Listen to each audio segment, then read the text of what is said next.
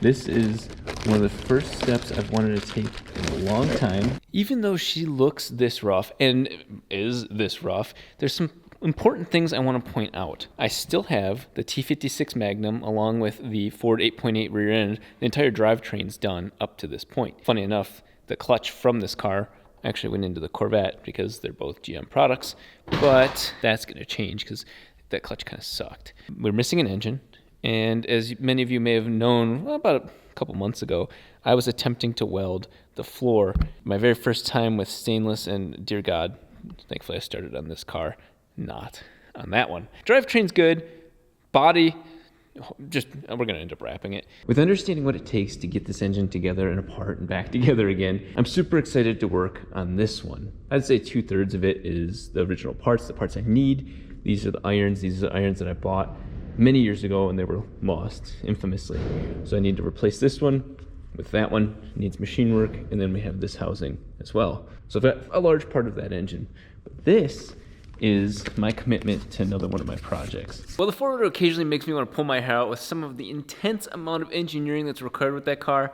This is the one that has certainly raised some hairs. I've had a variety of situations where the 3-rotor has definitely tested my limits.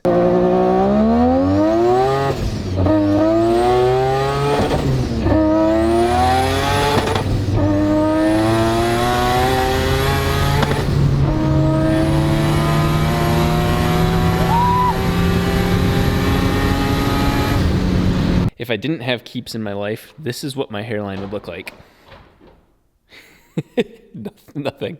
It'd be way back there. 2 out of every 3 guys start losing their hair by the time that they're my age. Thankfully, I am one of the guys that gets to keep it because I focused on preventing hair loss, and that is the biggest part of Keeps. Keeps focuses on keeping the hair that you have, and thankfully at this age, that's been perfect for me. Keeps is wonderful for busy people like me, and not only that, it's wonderful for the budget. For those of you that want to continue working on stressful cars and not have to worry about losing this, go to keeps.com/RobDahm for 50% off of your first order. That's keeps.com/RobDahm. Randomly came up. I am so excited to share this with you guys. This is the first unboxing of 2020. I don't know which way to cut things. What do you guys think it is?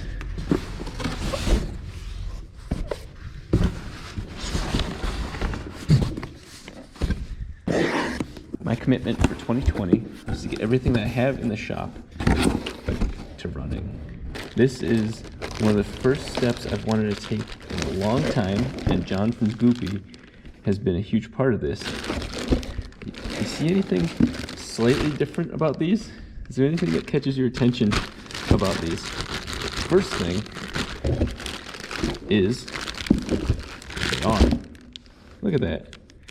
These are the first time I've actually had 20B rotor housings on, well, sure enough, a 20B. I'm going to rebuild the 3-rotor. It's been a plan for a while, but I was held, not hostage, but I was waiting for parts I paid for and got really shitty parts in return. So I'm very upset about that. This is a semi-peripheral housing. And on top of that, it's a 3-rotor. This isn't as important as you guys think. You can use 13B housings. This is more of a ceremonial thing. They're already ported, and they already have the semi-peripheral port in there. Now, of course, like I said, they're used. They've worked as they are, which is a perfect segue into me trying it. Getting the right porting, getting the right manifolds, all of that to make that crazier sound and even more power and higher flowing, high RPM stuff. This is the beginning of the next phase. It's been resurfaced. Goopy Performance does all that. I suspect I'll be doing a lot more with Goopy in the near future, just because some of the services they offer, not only their Apex seals, which is something I don't have experience with yet, but I may.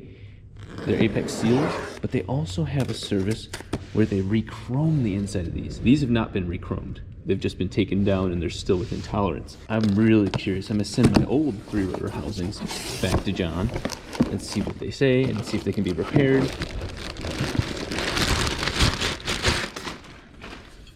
I've got a lot to learn on semi-peripheral housings. This is an experiment for me because I have all my dyno curves, my torque curves, all of that on my street port. And so what I'm going to do is have it street ported like it was before on the sides, and then semi-peripheral straight through the middle of the housing. We'll all know what sort of benefit and improvements, if there are, which obviously there are, but being scientific, if there are improvements to being semi-peripheral, what they are. I'll be honest, guys, I've been so tired of people telling me all of this hearsay about rotary engines that, oh, you can't idle this, and you need this, and you have to have that, and then I go and do it, and it's a joke. It's not that at all. This is the beginning of us taking control of everything in the shop, in-house, and telling you answers directly, especially just so we can keep rotary engines going.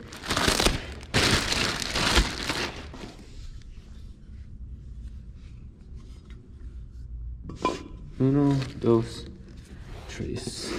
I saw this step and was like, what the hell is that? When I saw them online, it sits inside. It's past the chrome, so the apex seal is never going to feel that to begin with. If it did, this exhaust housing would have destroyed the apex seals long ago. I do want to give a quick, 5-second shout out to Mike from RPM. I watched one of his videos, and he explained one of the really positive benefits of semi-peripheral housings, how they help with cooling the apex seal and preventing it from warping. Just kind of cool stuff that I had never heard before. The next chapter, getting the 3-rotor back together. I'm going to be bringing in some friends and some help from the past to help get the car ready. This poor car. While Isaiah and I continue focusing on turning this into a racing vehicle. As promised, we are reviving the 3-rotor. We're pulling it out of the corner, and she's going to be put in the center right next to her bigger cousin, the 4-rotor, and we're going to be working on them simultaneously. We've got some new fresh faces helping us with the 3. And there's an empty space in my heart right now because I have to throw things out. This has been with me since I was 18 and a half. So half of my life, a little bit less than half of my life. It's the front for the 4-rotor. We kept it as a jig, and that was really a lie because we kept it because I didn't want to throw it out. Time to purge, time to cleanse. So, goodbye. Wait, this place is almost clean. It feels so good. It feels so crazy because one of the things that we're all doing is accumulating everything that's going to go into this car. This place is basically going to be empty once we do that. Almost that empty. What I want to do is introduce you guys to the man that's going to be helping me out on the 3-rotor. We got a couple people that are going to help us out overall with all the projects. I'm Evan. Evan is, I've got my hi, I'm Rob Dahm down, but that was actually way better. He's begun the process of doing this type of work in this type of world, and so we're all going to work on this car together. This is meant to be a hood rat car. I think he's actually overskilled for the type of stuff I'm expecting because you see what I did. We're going to be cutting the whole front off, making a whole tube chassis. I shouldn't say chassis, bash bar. Tube the front. Yeah, tube the front of it. Rebuild the engine and bring it all back to life. We're going to make horsepower. Make a lot of horsepower. But it's funnier that you've got your car, Isaiah's got his car.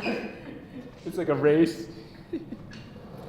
That brings me to over here. As I introduced the semi-peripheral port housings earlier in the video, those are by far the best parts of it. This is a little bit of a cluster. Those who are familiar know that these two are actually the same thing.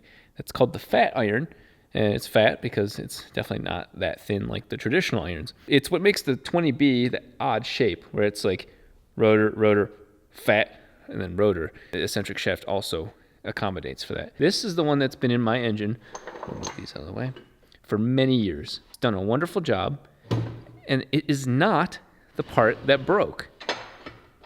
It's actually cracked, and it was leaking, but that was not the cause of the engine being torn down. There is the crack. That's pretty common actually on 20Bs, is that it cracks in that oil gallery, and oil is sent kind of through the whole engine in there, and that's what feeds the bearings. In the modern days, everybody just blocks that off and then just feeds the oil directly through these things right here. This one also has that. Here's where I have a problem with this. That's not what caused the engine to fail. The engine blew the 3rd rotor, and that's because I've showed you guys this forever ago, but it's hilarious to revisit this. It is not this rotor. There we are. That is what blew rotor number 3. There's a chunk of metal slapped the side seal and the rotor itself and the intermediate iron in the port. So we'll see if that's reusable. That is what broke the engine. It was still running. I don't know if you guys remember. It was actually running, but all of this got wedged in. Here's where I'm a little frustrated. I was sold this that week saying you need to replace this iron. It's cracked. It's leaking. Again, that has nothing to do with the performance of the engine. And in my opinion, that could have been JB welded back together. No problem. I was sold this. Here's my problem. After months of begging to finally get what I paid for, I'll leave the majority of the drama out of it. I get this. A $1,900 replacement that has a crack in the exact same spot. That does me no good. If this is literally what my problem was, why do I get another one that has the exact same problem? I'm going to be real with you. That's not really an issue to me because, first of all, I have a welder. And yes, these things do have tolerances, but let's be real, it can be fixed. How it was treated and how this situation was handled was absolutely piss poor. If I can fix this one, then I can fix this one. So I now have two good, albeit used, one's very heavily used, fat irons for 20B. That could have been resolved that way, but no, that's not how this was resolved. I am going to take the majority of these parts, which are used, and we'll set the rotor housings, these aside, and we're going to rebuild this thing. I think I'm going to get one more rotor, because truthfully, if I'm really, and you guys let me know in the comments what you think. Should I try and reuse this rotor? This is not the 4-rotor, remember, this is my budget build. This is where I came from. Should we try to make it work with this? Obviously clearance it and fix it. It should be able to work. That rotor should be fine then. The problem I have is I have another rotor with some serious detonation dents right there. You can see the discoloration. I'm going to start cleaning up the rotor, seeing what's useful, seeing what bearings are in good shape, and then really just put the engine back together. As a side note, when I was putting the 4-rotor back together, I got enough spare water seals to be able to put this engine back together. I think for the most part, all my apex seals and everything were good, so we should be able to put it back together. I hope. Let's find out.